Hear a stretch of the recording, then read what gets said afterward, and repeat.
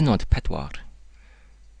Yna, dywedodd Saul wrth ei wesion, Cesiwch i mi gwraig o berchen ysbryd diwyniaeth fel y arwydd ati ac yr amafynwydd â hi. A'i wesion a dywedasant wrtho, wele amau gwraig o berchen ysbryd diwyniaeth yn endor.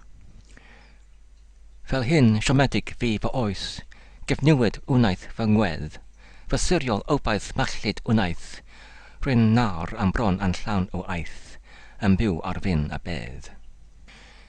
Bu holl amdrechion morbid yn ofer, ac ni chafodd melister ei thymer, ei gyfalon tener, na'i gallioedd meddyliol yr effaith leiaf ar ei ffriod. Canes am rododd yn Erin Owen i'r ynfadrydd mwyaf cywilyddus, a threiliasau y dyrnodau a'r nosweddau am pell oddi wrth morfydd. Yn brin y gwelsai hi am ychydig fynydau, ac yn brin y glywsai eraill yn adros sut roedd wedi perfeithio y talentau swynol. Y rhai oedd wedi wrteithio ei fwyn ef yn unig.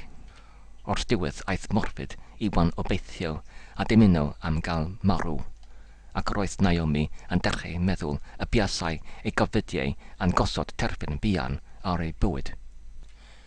Mistress Anwyl, meddai Naomi wrth rhyw dirdod, yn gymaint ac nad yw yn eich gallu i wellau a diodefaint angeuol sydd yn eich suddo mor gyflym i'r bedd. Yn gymaint a'ch bod wedi gwneud bopeth yn eich gallu ac wedi dihysbyddu y moddion cryfach a thymyraf allasau cariad a diwerdeb ei defnyddio i adennill serch eich priod ac wedi methu. Rhaid i ni arfer boddion eraill yn ytrach na gadael i chwi drengi. Mi wni am diwynes o'r enw Lydia Llywyd, sydd yn byw yn Caslechwr, o'r hon sydd yn alluog iawn i wneud trancellu serch. Ond y mae ein rhydd debwyr ffigiol yn gweldo y chryfadodau a gyflawniad ganddi ac yn gwrthod credu fod greirnedd ynddynt. Ond diolch i'r nefoedd yr i yn credu y cwbl oherwydd nes gallaf anheu yr hyn a welais am llygaid fy hun.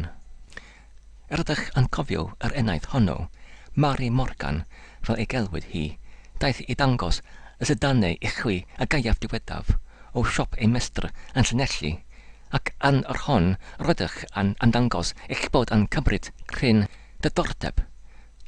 Fel y gwedwch, roedd yr enedd honno yn erwyr ac yn hynod am eich gallineb a'i ffridferddwch naturiol. Bu unwaith yn lletia yn hi fy chwaer yn Llangedech tra yr oedd allan o le. Dywedodd fy chwaer wrthif lawr gwaith ei bod yn esiampl i'r cymedogaeth i gyd. Aeth i ffair Llangennech rhyw diwrnod a cymerodd rhyw lanc ieuang o'r llwyn hendi yr hydra i siarad â hi yn gylch caru, ond nid oedd yn diwedd gwrando arno ar un cyfrif, a dawchelodd ei lythrau heb ei hagor. A chadasau oddi ar ei ffordd pob amser. Ond brysiodd y cariad gwrthodedig i ymbil am gwenoddwy Lydia Llywyd. Hysbysodd hi am ei ymlyniad, a rhododd anrheg werthfawr iddi. Rhododd y diwynes gan werth fechan iddo yntau, a ffordd iddo ei chynnau, pa bryd bynnag y buasau yn temlo yn awyddus i weled gwrthrych ei serch. Nid wyth yn cofio yn ar pa un a gneiodd efe y ganwyll werth y noson honno a'i naddo, ond mi wn fod Mary Morgan yn myned at y dyn ieuang yn erbyn ei ehwylus pob nos, ac nid oedd yn ei adael centoriad y war dranoedd. Mae fian ac y gafodd fy chwaer wybodaeth angell y bethau rhyfedd yma. Hi a dyrdiodd Mary Morgan yn arw iawn, ond di arfogodd yr enedd anffodus hi, trwy diwydyd ei bod yn codi o'i gwely mor fian ac y buasau wedi cysgu, ac yn gwisgo amdani drwy rhyw allu gorych naturol ac yn ymydal a'i ti yn erbyn ei hywylus, ac ei gwaethaf yn cesio y dyn ieuang o lwyn hendi nad oedd yn temlo y gradd lleiaf o serch ato. Y mae y ganwyll werth i'w gweled and hi nain a llanc ieuang yn llwyn hendi hyd y dydd heddiw. Nid oedd yn difa dim wrth losgi, ond yr oedd yn difodd gyda thrwst mor fian ac y buasau y war yn torri. yna yr roedd ar ennydd yn dyfod ati ei hun drachefn ac yn temlo fel pe buasau yn newydd.